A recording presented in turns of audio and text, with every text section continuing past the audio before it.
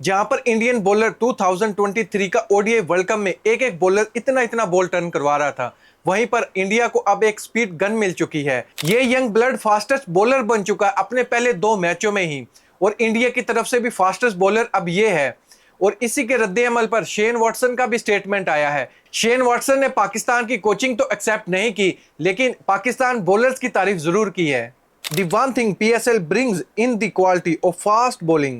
Every team in PSL has 1-2 bowlers who bowled 140 and 150. If you play there, you need to be on your a game, otherwise you will expose. Shane Watson on IPL comparison. Shane Watson की ये तो बात ठीक है, PSL की हर team के पास कोई ऐसा बॉलर मौजूद होता है पाकिस्तान की तरफ से जो 140 150 के आसपास गेंद करवा सकता है। लेकिन आईपीएल की हिस्ट्री में हर एक सीजन में सिर्फ एक ही ऐसा बॉलर होता है जो फास्टेस्ट बॉल करवा सके। पिछले सीजन में थे उमरान मलिक, इस सीजन में है Mike Yadav. First person to reach at this highest speed in India. The speed gun future is shine of India. Serious pace and great line and length. India was missing this for long time. Umran Malik should lesson on line and length. जैसे ये young blood starting में ही अपनी performance दे रहा है। Great work youngster. He is upcoming superstar of world cricket. All the good wishes for him.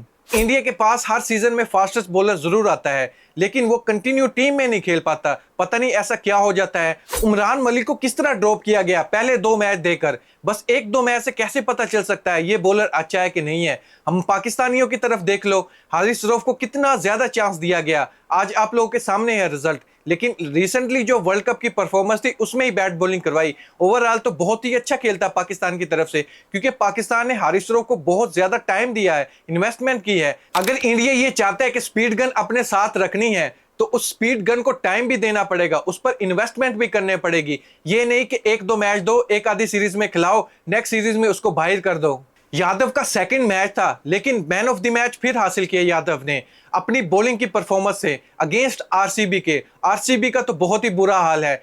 क्या विराट कोहली को RCB team deserve करती है? इतना बड़ा नाम है विराट कोहली का, लेकिन विराट कोहली उन प्लेयर्स में शामिल होने जा रहे हैं जिस लाइन में एबी डिविलियर खड़े हैं, केन विलियमसन खड़े हैं और बाबर आजम भी खड़े हैं।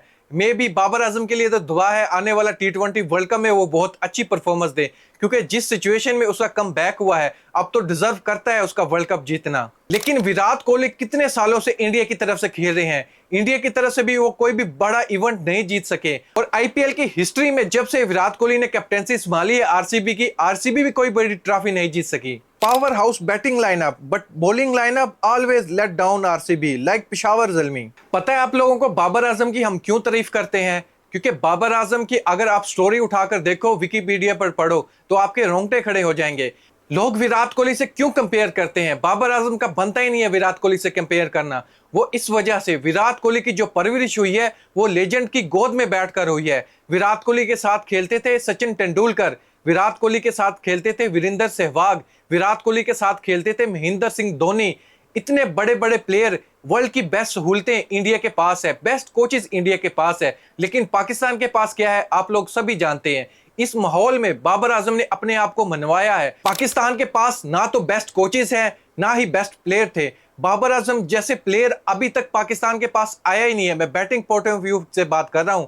बाबर आजम जितना बड़ा बैट्समैन है, इससे पहले पाकिस्तान के पास कोई भी बैट्समैन नहीं आया। और बाबर आजम के पास इतना ज्यादा टाइम भी है कि वो इतना बड़ा रिकॉर्ड बना जाएगा पाकिस्तान की तरफ से। आने वाले बैट्समैन के लिए बहुत ही मुश्किल होगा। अगर वो बाबर आजम जैसे सिंसियर होकर बैटिंग करेगा, अपने मुल्क से मोहब्बत करेगा, तभी वो बाबर आजम के पास आसपास पहुंच सकता है। वरना लगता नहीं है जैसे बाबर आजम खेल रहे हैं कि ऐसा कोई भी प्लेयर है पाकिस्तान के पास। बाबर आजम के पीछे किसी का हाथ नहीं, सिर्फ उसकी मेहनत का हाथ है। लेकिन इन सब के बावजूद कुछ पाकिस्तानी जो टड्डू वाली सरकार है, वो ट्विटर वाली सरकार है, वो बाबर आजम की जान ही नहीं छोड़ते और बाबर आजम से ये उम्मीद लगाए बैठे हैं कि प्लीज बाबर आजम आप हमें घास डालिए, आप हमें हड्डी डालिए, हम बहुत ही भूखे हैं, प्लीज अगर आप ऐसा करेंगे हम आपके बारे में नहीं भोकेंगे, आपके बारे में कुछ भी नहीं कहेंगे, आपकी तारीफों के पुल बांधेंगे। आपसे रिक्वेस्ट है आप प्लीज इस पर ध्यान दीजिए। लेकिन बाबर आजम ढीठ है। बाबर आजम को पता भी नहीं होगा कि ऐसे लोग भी बाबर आजम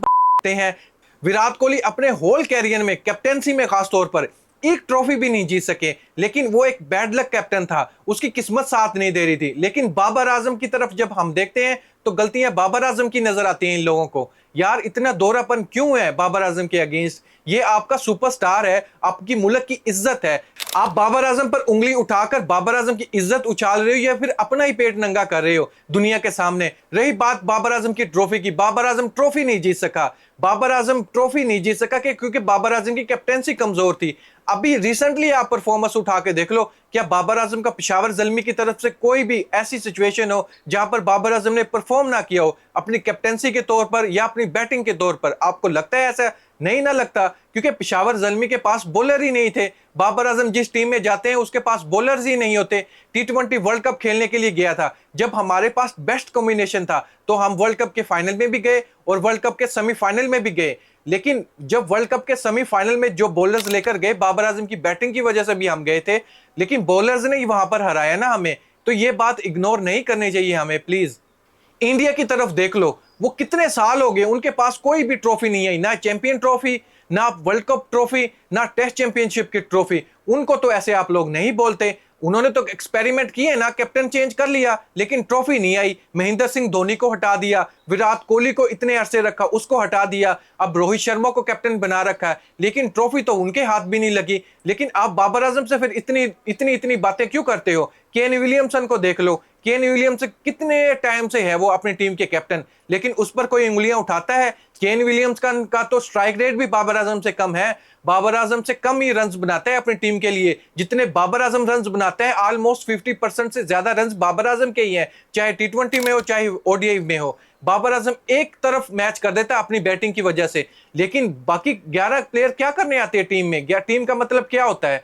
बाकी बैट्समैन क्या करने आते हैं वहां पर?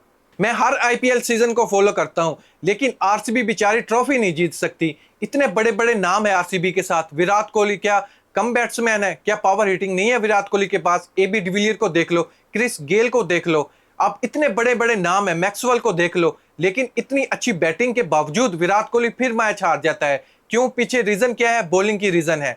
लेकिन ब्लेम इसका विराट कोहली पर तो हम नहीं डाल सकते, बैटिंग लाइनअप पे तो नहीं डाल सकते ब्लेम। सारा कसूर बॉलर्स का होता है RCB का। अगर आप देख लो फाइनल में जिस मैच में वो हारे, RCB ने 200 प्लस रन बनाए थे, इसके बावजूद मैच हार जाए बॉलर्स, तो इसमें कसूर किसका है? विराट कोहली का तो नहीं है, बॉलर्स का कसूर है। दोस्तों सबसे बढ़कर आपका ओपिनियन जानना चाहूंगा, क्या कोई भी बैट्समैन जो टॉप का बैट्समैन हो उसको कैप्टन भी बना दिया जाए? अगर उसकी टीम दोबारा मैच हार रही हो, कोई बड़ा ट्रॉफी या कोई बड़ा इवेंट ना जीत सकी हो, क्या उसी का कसूर होता है या उसकी कैप्टनसी का कसूर होता है? जबकि दूसरे बॉलर्स या बैट्समैन अच्छे से परफॉर्म भी ना कर रहे हो। इसके बारे में आप क्या राय रखते हैं, स्पेशली बाबर आजम के बारे में और विराट कोहली के बारे में? क्योंकि ये कोई भी बड़ा इवेंट नहीं जीत सके अपनी हिस्ट्री में। AB डिविलियर भी नहीं जीत सका। केन विलियमसन ने, शुक्र अल्लाह का, उसने चैंपियन ट्रॉफी तो जीत ली, लेकिन वर्ल्ड कप की ट्रॉफी अभी तक वो नहीं जीत सका। फाइनल तक भी पहुंचता है, सेमीफाइनल हर बार खेलता है, लेकिन इसके बावजूद वो हार जाता है। इस पर आपकी क्या राय रखते हैं? आप कमेंट बॉक्स में जरूर बताइएगा। Thank you.